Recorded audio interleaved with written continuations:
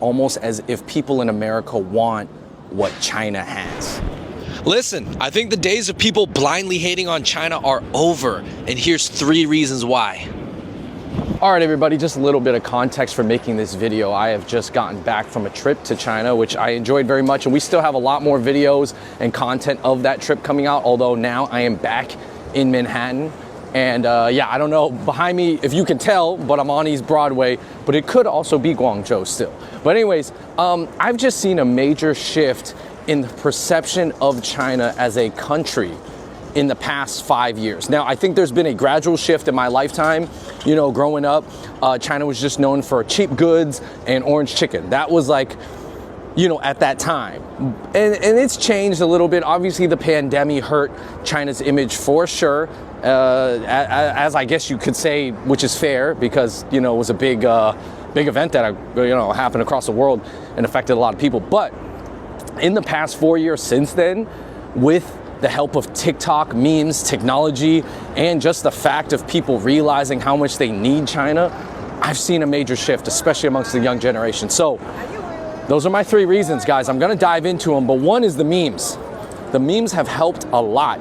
And if you think about the amount of user-generated content about Chinese people, and I'm talking about the ones made in China, which everybody in China has a phone, and a lot of those phones are even better than the iPhone in certain ways. But the amount of user-generated content is insane because China is 4 times the size of America in population. So you can imagine that, I don't know, I would bet that the amount of content made in China every day probably rivals the US, to be honest. But just now, a lot of it is starting to show up on your algorithm. All right, guys, here we got a fish mark. East Broadway, baby. Fresh lobsters. Get your lobsters, get your pinguos. Yeah. Guys, hey man, sometimes when immigrants leave one country, they just come to the other country and just kind of operate the exact same way. It's really not that different. Oh, razor clams. I think the viral memes coming out of China have done a lot because if you think about movies, how many Americans, non-Chinese Americans or movie geek Americans really watched any Chinese movies recently? Like Ne Zha 2 is the biggest animated film. It was in theaters in America, so some Americans obviously watched it. But ultimately, it's the memes. It's the stuff that pops up quickly. And I'll say this, I think a lot of people in America were exposed to some Chinese meme, but they didn't really register and didn't really fully think about it until the whole TikTok to Red Note migration happened. Then people's algorithms started changing, and then they started seeing all these memes and just videos out of China, whether it was the technology, the futuristic cities, the funny baby videos, the cooking videos, some of the weird food videos, some of the weird mukbang videos, of course, like the lady with the octopus tentacle that's like almost ripped out her eye. That was kind of crazy. You know, I wish they would maybe stop doing that. But yeah, so over the past 4 years, people, especially curious people on the internet, have seen so much Chinese material that has humanized Chinese people. Of course, the government, and I feel like as a Chinese American, as a proud American, I don't know why I feel like I have to say this, but like, I don't agree with everything the CPC does. I obviously don't even agree with everything America does either, but it's no wonder that you're starting to see this content. It was always being made, but it was kind of left on the Douyin side, the Xiaohongshu side, the other Chinese apps. But now, due to the migration and like people copying videos, reposting them, or just people being more open to seeing Chinese things. I mean, I think it's done so much. I mean, I'm even starting to see Chinese brain rot content. I thought brain rot was just something that Westerners did, honestly, like, because the Danish are kind of funny like that. I don't know, that's what I thought. But now I'm starting to see Chinese brain rot. So I guess it's just, I guess China's just like anywhere else. Here I'm on East Broadway. I believe this lady is Fujinese that owns this store. And I'm just looking at some of the products and they're all straight from China, so they're different. Like I might get this frozen pancake here. This is a Ji Cai Ke Zai Jian. It's got like it's like a chongyobing, like one of those scallion pancakes, but it's packed with a whole bunch of other stuff. Cake, but here they have like frozen dried razor clams, right? And then like here, this is what I was actually thinking of getting, was some of these dried shrimps. These are huge, Look how big these dried shrimps are. Oh man, that's a lot of flavor, bro. 这个好吃吗？你吃过吗？ All right. Gonna buy it. Point number 2 is that people are finally realizing that America just needs China. America just needs China. And I think that you can say that phrase and Americans understand what you're saying because literally so much stuff is made in China. Everything is made in China. Well, not technically not everything because actually only 15% of American imports are from China. Recently in 2023, Mexico did overtake China as America's main importer or exporter. But actually a lot of people suspect that a lot of those imports from Mexico are even from Chinese owned companies anyways. And even if the thing itself, this is crazy. It's like, I don't really know what's going on right now. But even if the product itself is not originating in China, a lot of products rely on Chinese materials. And actually something else that, you know, when you put it this way, it even is more striking that actually almost all your household items are made in China. Your clothes, your gadgets, your toys, any little gadget you buy on Amazon, Temu, Wish, really all those products, Shein, Fashion Nova, all made in China. So China still makes like everything. Yeah, just talking to the camera. And all right, I'm about to cross the street. Oh shoot, man, what? Oh man, oh they busting. Uh-oh, they busting the market. They busting the market right here. Yeah, so that's, I think it's interesting that when the NYPD does that. Obviously, I notice online a lot of people have like different feelings about that because they're like, man, they're just people trying to hustle. People are just trying to make a living. And it's like, why isn't the NYPD just stopping all the crime on the subway? Why are they putting any sort of attention towards these like these people selling stuff on the street, you know? And yeah, anyways, that happens in New York all the time. So, dang, it's crazy we saw that. But yeah, going back into it, basically, all that stuff was definitely made in China, by the way. America needs China for just so many reasons. And whether it's a Chinese-owned company in another country or it's Chinese materials, whether it's assembled in China doesn't even matter. It's probably relying on Chinese materials. Even at this point, a lot of the luxury brands like LV, Gucci, like it might be made in Italy as in assembled in Italy, but a lot of the materials are still coming from China.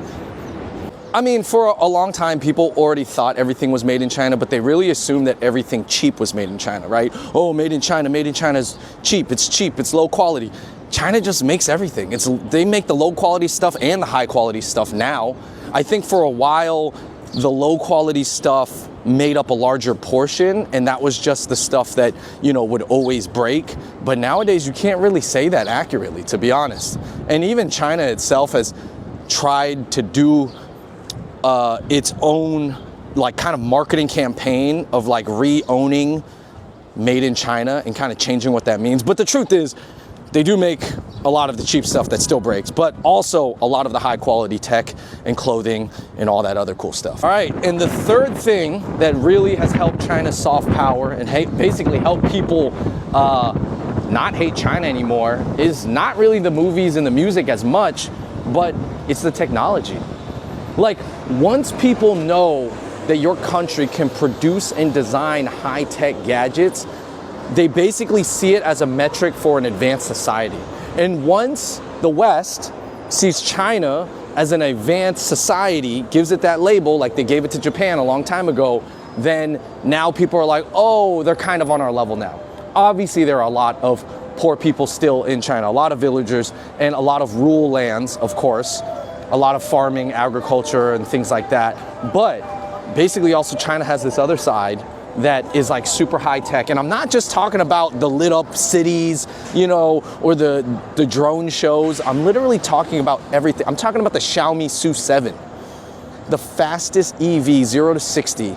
And it looks dope. And I saw it in person. I show speed drove it. I mean, these EVs are out of control. Now, obviously some people's criticism, oh, how long are the EVs gonna last? How long do the batteries last? Is it gonna break down because it's a cheap Chinese good? How safe is it? Hey, I don't know, but these cars are dope. And listen, as Asian people, we tend to put, or I guess just any people, they tend to put Japan on a pedestal as far as cleanliness and manners and everything. You know, Japan has this whole tradition called omotenashi, which is kind of like the polite service philosophy, right? And it's really rooted in Confucianism, Zen Buddhism, and Shintoism, right? So yeah, obviously the overall China society, it doesn't have all of those philosophies built in. So of course, people in China do treat each other a little bit differently on average, but I would say overall, people's behaviors are getting better. Like I remember 10 years ago, man, I was watching all these videos of Chinese people getting hit by cars and then nobody helping them up, you know? And that was like 10 years ago. That's what we saw. And that was kind of like, oh my gosh, Chinese people are scared to help each other because they don't want to take responsibility or it might be a scam or something like that. And there was all these incentives to make other citizens not want to help other citizens in need. And that was actually saddening back then. I remember watching those videos being like, damn, is that really what our people are like? Is that really what China's like? Is that really where all these attitudes come from? And then I'm like drawing all these different conclusions and drawing on these lines. And I think that was just one aspect of it, but I don't see that as much anymore. I think people are, you know, like they're getting better. I don't know. I mean, I don't want to say that. I hate having that perspective where I'm like looking at it from a Western lens and being like, oh, Chinese people are better now because they act more Japanese. But I do think that their manners got overall better. And obviously the Chinese tourist stereotype was pretty bad for a while. There still are some bad Chinese tourists, but it was really bad 10 years ago. Like all the news and the kid writing on the the pyramids or whatever and like sacred stones and just defacing stuff. It was bad. It was bad. But people, you know, people learn. And I think this is gonna be a little bit weird thing to say. I don't know how people are gonna feel about this next statement, but I'm gonna keep it real with you guys. That like Chinese people, I don't know, I think like the Chinese population is like a really good ideal population to like rule over. Like it's a huge population of people, but they kind of listen. Like just kind of, like if the government wants to do something, it might be out of fear, you could say that, but I also think it's out of like, I do think a lot in Chinese culture, Chinese people kind of know and they kind of get it. Like if it makes sense, they're like, yeah, that's okay for society. Like, yeah, that will make the country better. Like, yeah, maybe we should do that. Oh shit, I almost got hit. But yeah, like they're thinking about that. So I feel like we got to give Chinese people credit. I mean, I would just say overall that, you know, things have changed and I'm just really happy to see the growth. And this is not some like pro-China, pro-CPC video or anything like that. Like, I'm just glad to just see the progression in my lifetime. And I think that it's very hard for people to blindly hate on China the way they used to. Because China makes too much dope shit. That's all you can say. The food, oh, you like Sichuan hot pot, you a little adventurous eater, you want the mala, you want the numbing tingle on your tongue, okay. Oh, get smala sauce, by the way, link down below. But yeah, if you like Sichuan food, you like soup dumplings, you just like really great landscapes, China got it. I mean, you want futuristic cityscapes, you got it. You want safe cities, China got it. You want just like it to be really cheap, China got it. Like what you want those photo shoots that everybody's doing, the wuxia pian photo shoots, China got it. China got it. It's kind of crazy. It's almost as if people in America want what China has. Like, look at how the tables flipped. I'm not saying that there's not a bunch of Chinese people who still want to move to America. I think America is still one of the greatest country for a reason to move to, especially if you're enterprising, you want to make money, things like that, if you want freedom. But it's kind of crazy that China has so much stuff that Americans want. And it's really hard for you to hate someone when you kind of want what they have. Somebody had always said this, but I always repeated it. And the saying was, whenever something bad happened in China or something weird happened in China, it was like, hey, anything that can happen has happened in China because it's so big that it's got to have happened at least once. And I think that saying was usually used on a lot of more towards like incidences that were considered bad or things that you didn't really understand. But I think you can use that saying for everything cool now too. Like everything cool or interesting has happened in China at least once. All right, everybody, let me know what you think about my points. I could probably do a part 2 of this, but those are just kind of my thoughts coming back from China and just seeing all this wave of soft power media. And it's just, I don't know if it's ever going away. I guess maybe if there's another pandemic. Yeah, that would kind of hurt China, but I don't know. The young generation likes all the Chinese stuff. They like the gadgets. They like it. You let me know what you think in the comments down below. Walking through Chinatown, New York. Yo, real quick, let me pop in with my friends at Chiang Lai Fish Balls. Hey, hey, hey, hey. 你好，你好，你好，hey. 你好，你好， Hey, 你好， hey, 你 hey. 好。 Business is good? very good。 Yeah, 工作好了。很好，很好。多謝你，多謝你嚇。多謝你，你飲唔飲嘢啊？ We got the frame. Hey, got the free Dongling Cha, aka iced tea here. Got a couple for a couple individuals in there. I just said they were my friends. Sorry, they weren't, but I just got them free drinks. Where they at? Did you guys try the drinks yet? Try it. Let me know what you think. What you think, bro?